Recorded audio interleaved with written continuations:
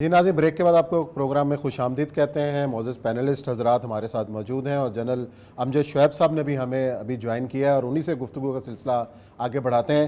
General صاحب، آپ نے گفتگو سنی کہ جس قسم کے حالات ہیں، پاکستان کو درپیش چیلنجز ہیں، ان حالات کے اندر تحریک عدم اعتماد اور آنے والا جو سینیریو آپ کو کیا نظر آ رہا ہے؟ بسم اللہ الرحمن الرحیم۔ دیکھیے، سینیریو تو جی جاری رکھیے گا جنرل صاحب۔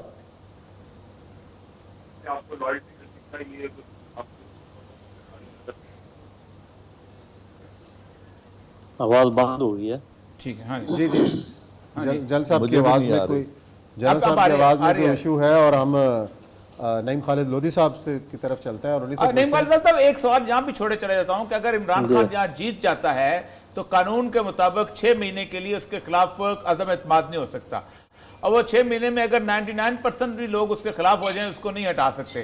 وہ ایک بڑا عجیب و غریب سینیریو ہوگا اگر وہ جیت جاتا ہے۔ اگر وہ ہار جاتا ہے تو ایک اور کنفیوژن پیدا ہو جائے گی کہ کون آئے گا آگے۔ اس پہ ذرا تبصرہ کیجیے گا کہ یہ ٹائمنگ جو ہے اس کی، یہ اچانک جو ہے ایک لوگ 1.5 سال کا انتظار کرا، پورے اپوزیشن نے اپنا پورا کیریئر داؤ پہ لگا دیا ہے عمران خان کو ہیرو بنانے کے لیے، ایسا کیوں ہوا ہے؟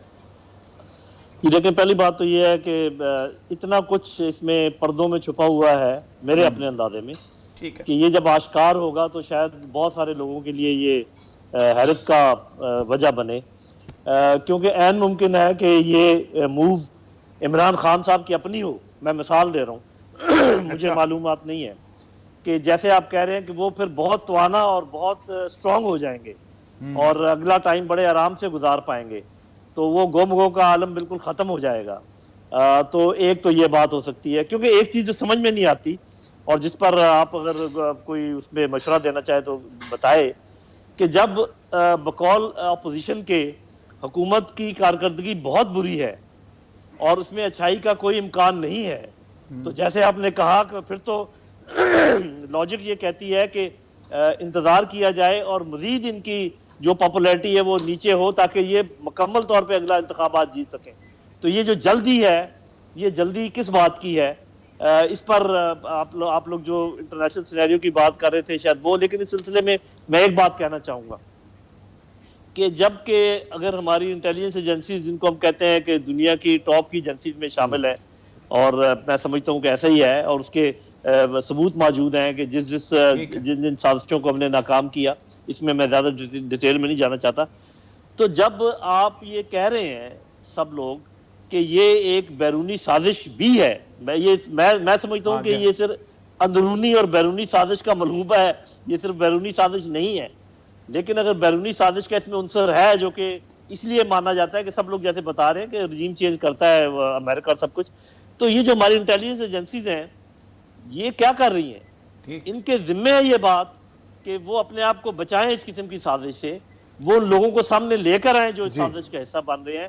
جب آپ کہتے ہیں کہ 3 اتنے کروڑ 18 کروڑ آفر کیے گئے، تو آفر کرنے والا بندہ کدھر ہے؟ جی بالکل کدھر ہے؟ جنرل امجد شعیب صاحب کی میرا خیال آڈیو بحال ہو گئی ہے۔ جنرل صاحب سے سوال کروں گا۔ جنرل صاحب، پاکستان کی سیاست کے اندر ہمیشہ ایک لفظ استعمال ہوا اسٹیبلشمنٹ، کہ اسٹیبلشمنٹ کا کردار رہا ہے، اور آج کل کے سینیریو کے اندر یہ بات کہی جا رہی ہے اور خود اپوزیشن جماعتوں کی طرف سے کہی جا رہی ہے کہ اسٹیبلشمنٹ نیوٹرل نظر آ رہی ہے۔ تو کیا واقعی ہم سمجھ آئیں؟ اب تو پہلے تو یہ بات کہ واقعی اسٹیبلشمنٹوں کا ہاتھ رہا ہے، 2018 کے انتخابات کے اندر شور مچا رہا، اب اسٹیبلشمنٹ آپ کو، اور اگر نیوٹرل ہے تو اس وقت جو انٹرنیشنل سینیریو بنا ہوا ہے اس میں کیا وہ نیوٹرل رہے گی یا رہنا چاہیے اس کو اگر حالات خراب ہوتے ہیں اس سینیریو کے اندر؟ دیکھیے، بات یہ ہے کہ اسٹیبلشمنٹ نیوٹرل ہوتی ہے، اور پرسیپشن جو بنائی جاتی ہے وہ اس لیے کہ ہارنے والے نے کبھی اپنی غلطی نہیں مانی، انہوں نے ہمیشہ جس نے بھی الیکشن کرایا اس کے ذمہ انہوں نے لگا دیا۔ پچھلا الیکشن جو ہے وہ چونکہ آرمی سے کروایا گیا تو آرمی پہ ذمہ داری آ گئی، اس سے پہلے جو ہے وہ عدالت نے کرایا تھا تو آروز وغیرہ کوئی پر ذمہ داری ڈال دی گئی۔ یہاں اصل چیز یہ ہے کہ اخلاقیات کی اتنی قلت ہے۔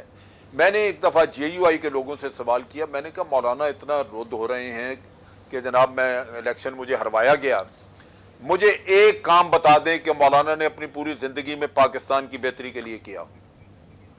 کوئی جواب نہیں ہے کسی کے پاس، اور اگر میاں نواز شریف صاحب کا میں دیکھ لوں تو جو ان کا سیکنڈ ٹینیور تھا وہ ہم نے کہا تھا ان کو کہ یہ تباہی پھیرے، کبھی وہ سپریم کورٹ پہ چڑھ دوڑے، کبھی رفیق تارڑ صاحب کو لگا کے بغاوت کرا دی، کبھی آپ دیکھیے کہ وہ ان کو امیر المومنین بننے کا خیال آ گیا، کبھی آپ جسٹس قیوم کو کہہ کے لوگوں کو سزائیں دلوا رہے ہیں، ایک طرف چیف آف آرمی اسٹاف گھر بھیج دیا، پریزیڈنٹ کو گھر بھیج، بھئی آپ کے اپنے آپ کو خود حکومت کرنا نہیں آتی، آپ دوسروں کو الزام دیتے ہیں۔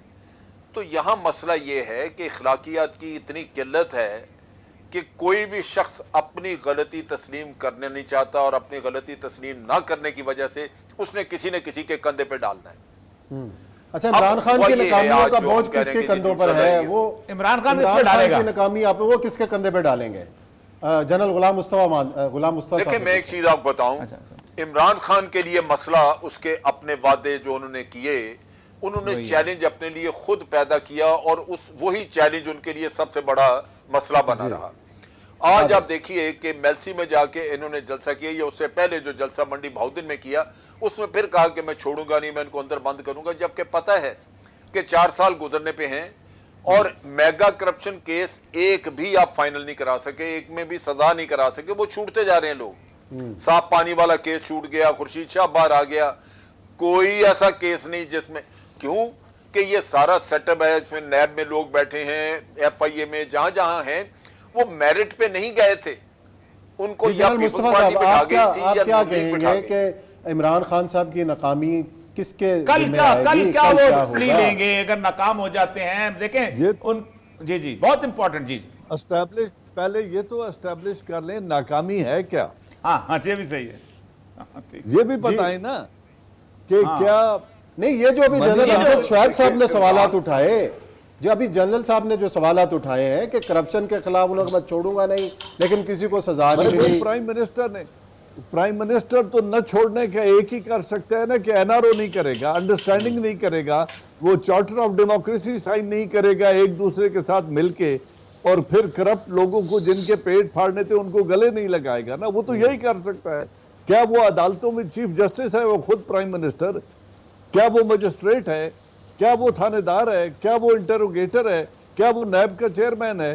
اس نے تو نہیں کرنا، یہ تو جو ملک میں قوانین بنائے گئے ہیں انہی قوانین کے تحت احتساب ہونا ہے نا۔ تو اگر وہ اپنی پارٹی سے خود احتساب کرا سکتا ہے، اگر وہ علیم خان کو پہلے عدالت بھیج سکتا ہے وزارت سے الگ کر کے، اگر وہ اپنے ساتھ کھڑے ہونے والے جہانگیر خان ترین کو کہتا ہے کہ جائیں عدالت سے اپنے آپ کو کلیئر کروا کے آئیں، تو اپنی پارٹی کا حکومت وقت میں احتساب کی ریت کس نے ڈالی؟ جی جنرل مصطفیٰ صاحب آپ بتائیے گا۔ ڈسکریڈٹ تو نہیں ہونا میں چاہیے اس پہ ذرا بات کروں، دیکھیں اگر جنرل مصطفیٰ صاحب، جنرل غلام مصطفیٰ صاحب تو یہ ڈسکریڈٹ تو نہیں ہے۔ بالکل صحیح کہہ رہے ہیں جنرل عوان صاحب۔ جنرل غلام مصطفیٰ صاحب کی بات سن لیتے ہیں۔ نہیں میں ذرا اس پہ ایک بات کرنا چاہ رہا ہوں، ایک سیکنڈ۔ دیکھیں بات یہ ہے کہ اعجاز یہ بات ٹھیک کہہ رہے ہیں، لیکن اصل چیز یہ ہے کہ پھر مجھے یہ نہیں، یا عمران خان کو یہ نہیں کہنا چاہیے کہ میں ان کو چھوڑوں گا نہیں، میں ان کو اندر ڈالوں گا جیلوں میں، میں پیسے نکلوا کے دوں گا۔ بھئی آپ کون ہیں پھر؟ آپ کیسے کروا کے دیں گے؟ یہ تو کام کرنا عدالتوں نے، آپ کیسے کہہ رہے ہیں یہ؟ سو آپ کا پھر نیریٹو نعرے نہ لگائے نا۔